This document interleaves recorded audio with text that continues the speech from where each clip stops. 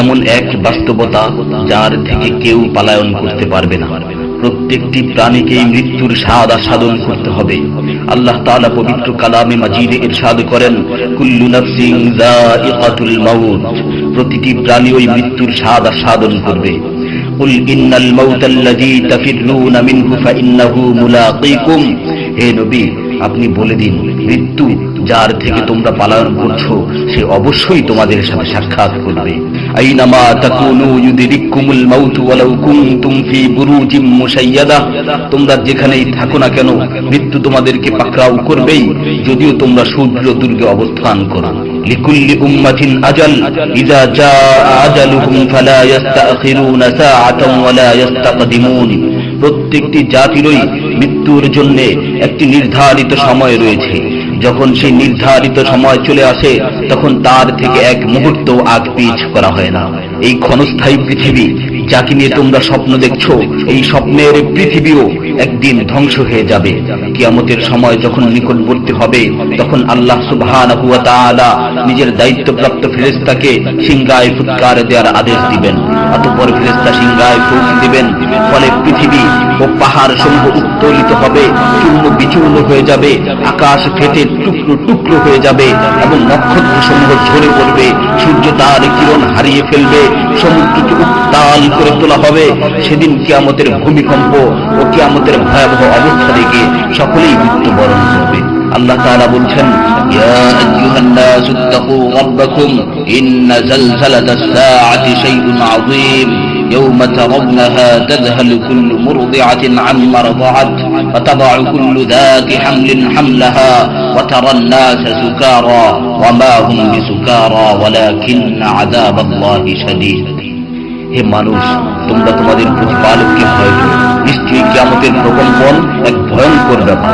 সেদিন তোমরা দেখবে প্রত্যেক স্তন্যদানকারিণী আপন দুগ্ধপোষ্য শিশুকে ভুলে যাবে এবং প্রত্যেক গর্ভধারিণী তার গর্ভপাত করে ফেলবে। তুমি দেখবে মানুষকে পাগলের মতো, আসলে ওরা পাগল নয়, তবে আল্লাহর আযাবই হবে কঠিন।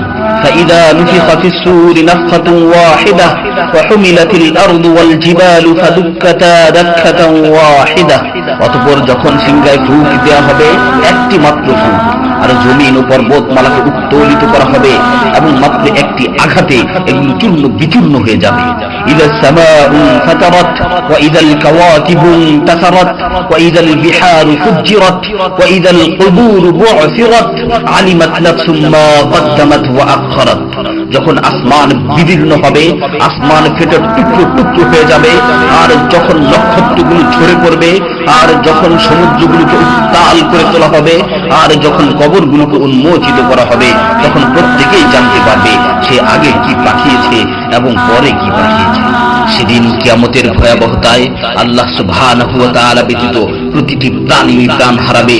পবিত্র কালামে মাজিদে ইরশাদ হয়েছে, কুল্লু শাইইন হালিকুন ইল্লা ওয়াজহা, সেদিন আল্লাহর মহান সত্তা ব্যতীত প্রত্যেকটি জিনিসই ধ্বংস হয়ে যাবে।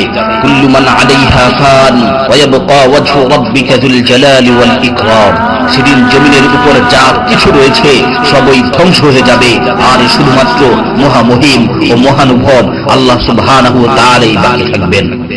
তাফসীরে ইবনে কাসীরে বর্ণিত হয়েছে, যখন ইসরাফিল আলাইহিস সালাতু ওয়াস সালাম সিংহায় ফুৎকার দিবেন তখন সকলেই মরে যাবে। মালাকুল মাউত মৃত্যুর ফেরেশতা এসে আল্লাহ তাআলাকে বলবে, হে আল্লাহ, সকলেই মরে গেছে। তিনি জিজ্ঞেস করবেন, অবশিষ্ট কে আছে? উত্তর দিবে, হে আমার রব, আপনি, আর আপনি তো হলেন চিরঞ্জীব। এছাড়াও বাকি রয়েছে জিবরাইল, মিকাইল ও আরশ বহনকারী ফেরেশতাগণ। আল্লাহ তাআলা বলবেন, জিবরাইল ও মিকাইলের মৃত্যু হওয়া উচিত। মৃত্যুর ফেরেশতা মালাকুল মাউত বলবে, হে প্রভু, জিবরাইল ও মিকাইলও মরে গেছে। আল্লাহ তাআলা জিজ্ঞাসা করবেন, এখন আর কে বাকি আছে? সে বলবে, এখন আমি বাকি আছি ও আরশ বহনকারী ফেরেশতাগণ বাকি আছে। তখন আল্লাহ তাআলা বলবেন, আরশ বহনকারীদেরকেও মরতে হবে, তারাও মরে যাবে। আল্লাহ তাআলা আবার জিজ্ঞাসা করবেন, এখন কে বাকি আছে? মালাকুল মাউত আজরাইল আলাইহিস সালাতু ওয়াস সালাম বলবেন, হে আমার রব, এখন আপনি বাকি আছেন এবং আমি বাকি আছি। তখন আল্লাহ তাআলা আজরাইল আলাইহিস সালাতু ওয়াস সালামকে বলবেন, তুমি তো আমার মাখলুক, সুতরাং তুমিও মরে যাও। তিনি তৎক্ষণাৎ মরে যাবেন এবং শুধুমাত্র আল্লাহ তাআলাই বাকি থাকবেন। অতঃপর আল্লাহ সুবহানাহু ওয়া তাআলা জমিনকে ভাঁজ করে ফেলবেন এবং তিনি 3 বার বলবেন, আনাল জব্বার, আনাল জব্বার, আনাল জব্বার, আমি প্রতাপশালী, আমি প্রতাপশালী, আমি প্রতাপশালী। অতঃপর তিনি 3 বার জিজ্ঞাসা করবেন, লিমানিল মুলকুল ইয়াউম, লিমানিল মুলকুল ইয়াউম, লিমানিল মুলকুল ইয়াউম, আজকের রাজত্ব কার, আজকের সার্বভৌমত্ব কার, আজকের আধিপত্য কার? জবাব দেওয়ার মতো কেউই থাকবে না। তিনি আবার উত্তর দিবেন, লিল্লাহিল ওয়াহিদিল কাহ্হার, আজকের রাজত্ব, আজকের সার্বভৌমত্ব, আজকের আধিপত্য পরাক্রমশালী একমাত্র আল্লাহ। ইবনে ওমর রাদিয়াল্লাহু তাআলা আনহু হতে বর্ণিত অপর এক হাদিসে ইরশাদ হয়েছে, কিয়ামতের দিন আল্লাহ সুবহানাহু ওয়া তাআলা আসমান জমিনকে ভাঁজ করে নিজ হাতে গুটিয়ে নেবেন। অতঃপর বলবেন, আনাল মালিক, আনাল জব্বার, আনাল মুতাকাব্বির, আমি বাদশা, আমি প্রতাপশালী, আমি অহংকারী।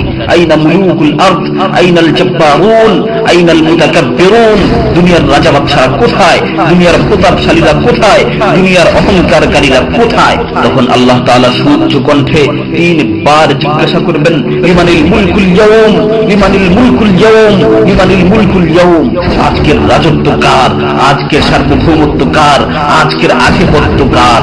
অতঃপর তিনি 3 বার উত্তর দিবেন, লিল্লাহিল ওয়াহিদিল কাহ্হার, আজকের সার্বভৌমত্ব, আজকের রাজত্ব, আজকের আধিপত্য প্রতাপশালী একমাত্র আল্লাহ সুবহানাহু ওয়া তাআলা।